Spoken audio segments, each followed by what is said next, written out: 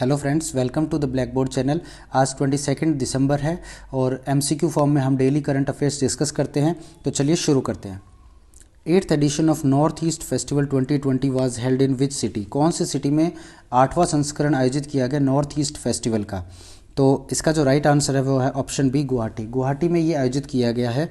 इसका जो फोकस जो था इस बार था कि ग्रोथ एजेंडा, किस तरह से ग्रोथ की जाए नॉर्थ ईस्टर्न स्टेट्स की पोस्ट कोविड।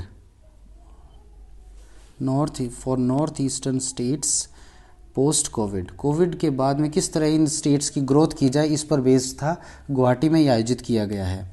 चलिए नेक्स्ट क्वेश्चन में बढ़ते हैं। Ease of doing business report 2020। Ease of doing business report 2020 is released by, किसने रिलीज की है? तो ये वर्ल्ड बैंक रिलीज करता है। Ease of doing business report को वर्ल्ड बैंक रिलीज करता है। इस बार 2020 में इंडिया की जो रैंक है वो है 63 आउट ऑफ 190 कंट्रीज़। 190 कंट्री में इंडिया की रैंक 63 है। फर्स्ट पे जो है वो है न्यूजीलैंड, सेकंड पे सिंगापुर, 190th पोजीशन पे है सोमालिया। तो ये जो रिपोर्ट जारी की जाती है वो इस बेसिस पे जारी की जाती है कि किस कंट्री में कितनी सहूलियत है किसी भी बिज़नेस को इस्टेब्लिश करने की, उसके लाइसेंस मिलने की, उसकी अप्रूवल मिलने की। तो ये वर्ल्ड बैंक ने जारी की है। इंडिया की रैंक 63 आई है। आगे चलते हैं। Asian water development outlook 2020। Asian water development outlook 2020 किसने रिलीज़ किया है? तो एशिया से रिलेटेड है। तो जो आपका आंसर है वो है option D, ADB.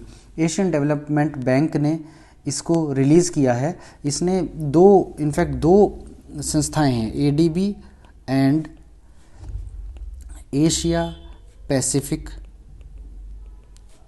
Water security forum.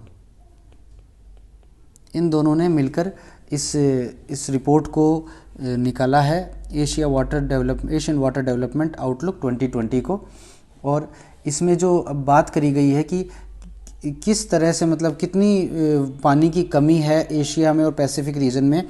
तो ये रिपोर्ट कहती है कि 2.1 बिलियन पीपल जो हैं lack adequate water supply and sanitation in Asia Pacific region. तो एशिया पैसिफिक रीजन में 2.1 बिलियन लोगों के पास एडिक्वेट वाटर की कमी है, प्रॉपर सैनिटेशन की व्यवस्थाओं की कमी है। तो ये जारी की गई है एडीबी द्वारा। नेक्स्ट क्वेश्चन में बढ़ते हैं। फोर्थ क्वेश्चन है, lower Kopili hydro electric power LKHEP plant is located at. तो ये प्लांट अभी बनने जा रहा है जिसमें कि एडीबी ने लोन देने की बात कही है। तो ये असम में लोकेटेड है। इनफैक्ट ये सेंट्रल असम में लोकेटेड है। सेंट्रल असम रीजन में ये लोकेटेड है। इसमें जो लोन देने की बात करी गई है वो एडीबी द्वारा कही गई है। एडीबी कह रहा है कि $231 मिलियन वो इस प्लांट को डेवलप करने के लिए देगा। आगे चलते हैं। फिफ्थ क्वेश्चन है, India's first hypersonic wind tunnel test facility has been inaugurated at. Hypersonic wind tunnel की टेस्ट फैसिलिटी कहाँ पर इस्टेब्लिश या इनॉग्रेट की गई है? तो इसका जो राइट आंसर है वो है हैदराबाद, तेलंगाना में की गई है। और ये किया है हमारे डिफेंस मिनिस्टर श्री राजनाथ सिंह द्वारा। डिफेंस मिनिस्टर श्री राजनाथ सिंह द्वारा इसको इनॉग्रेट किया गया है। हैदराबाद में इसको इनॉग्रेट किया गया है। आगे चलते हैं। How many indigenous games have been approved by sports ministry for inclusion in Khelo India youth games 2021। Khelo India youth games 2021 में पंचकुला में होने हैं, पंचकुला हरियाणा में होने हैं। तो इसके लिए 4 जो इंडिया के खेल हैं उनको शामिल किया गया है। वो 4 खेल कौन से हैं? तो ऑप्शन है, पहली बात तो ये है कि 4 खेल किए गए हैं। तो जो 4 खेल हैं आपके वो हैं गतका, जो पंजाब का फाइटिंग स्टाइल है, पंजाब की, पंजाब में डेवलप हुई थी। कलारी पयट्टू जो केरला ओरिजिन की है, और ये है क्या? ये है मार्शल आर्ट। ओके, थर्ड है थांगटा, थांगटा ये मणिपुर का है और ये भी मार्शल आर्ट है। और चौथा है मलखम्ब। मल मीन्स रेसलिंग, खम्ब मीन्स पोल। तो पोल से जो रेसलिंग होती है ये फिर ये एक तरह का जिम्नास्टिक है, जिम्नास्टिक ऑन पोल, पोल पे जो जिम्नास्टिक होता है वो है। ये चार हैं, गतका, कलारीपयट्टू, थांगटा और मल्लखंब। इसके अलावा योगासन को भी 2021 के गेम्स में शामिल किया जाएगा एज ए स्पोर्ट। ये पहले ही तय हो चुका था, अब ये 4 इंडिजिनस गेम्स को इसमें शामिल किया गया है। ये देखा जाए तो इसमें से 3 तो फाइटिंग स्टाइल्स ही, एक पंजाब की है गतका, कलारीपयट्टू केरला की, थांगटा मणिपुर से है और मलखम्ब एक जिम्नास्टिक है। ठीक है, आगे चलते हैं। Question number 7, India has finished at which sport at Cologne boxing World Cup. एक बॉक्सिंग वर्ल्ड कप 2020 हुआ है कोलोन शहर में। कोलोन कहाँ पे है? जर्मनी में। तो पूछ रहा है कि इंडिया का कौन सा स्थान रहा है उस बॉक्सिंग वर्ल्ड कप में। तो जो राइट आंसर है वो है ऑप्शन बी, इंडिया सेकंड स्थान पे रहा है।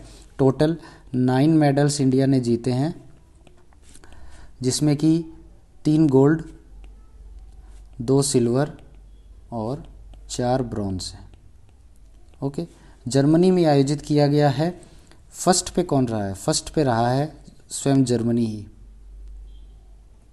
जिसको कि मिले हैं 16 medals.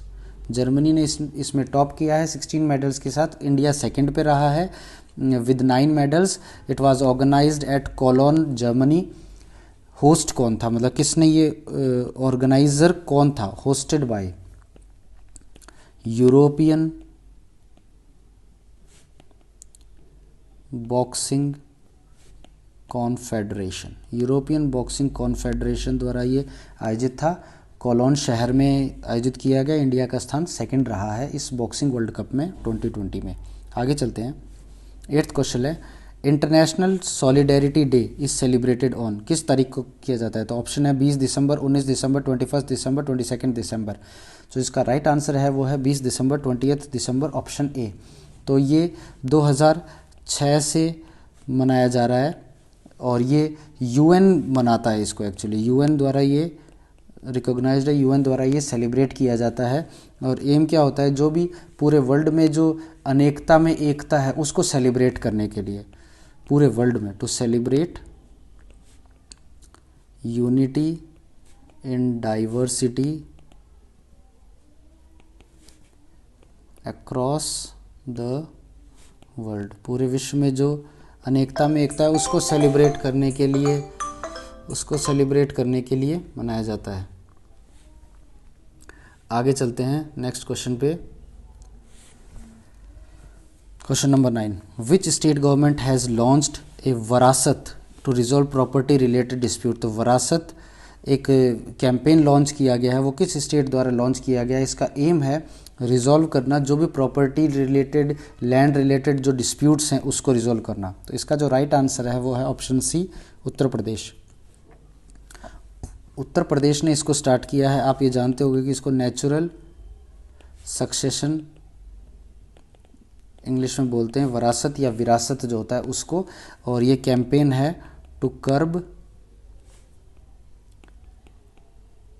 Property and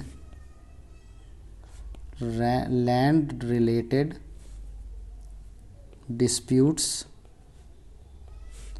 in rural. ग्रामीण क्षेत्रों में जो लैंड रिलेटेड या प्रॉपर्टी रिलेटेड जो डिस्प्यूट चल रहे हैं उसको समाप्त करने के लिए है, उनको ख़त्म करने के लिए है। 2 months लॉन्ग कैंपेन है ये, 2 महीने का लगभग कैंपेन है। वरासत उत्तर प्रदेश ने चालू किया है। आपको पता होगा एक उत्तर प्रदेश अभी एक किसान कल्याण मिशन भी चालू करने वाला है ताकि फार्मर्स की इनकम को डबल किया जा सके, जिसको कि मैंने पिछले वीडियोस में अपने एमसीक्यू में लिया था। Kisan Kalyan mission to double the farmers income.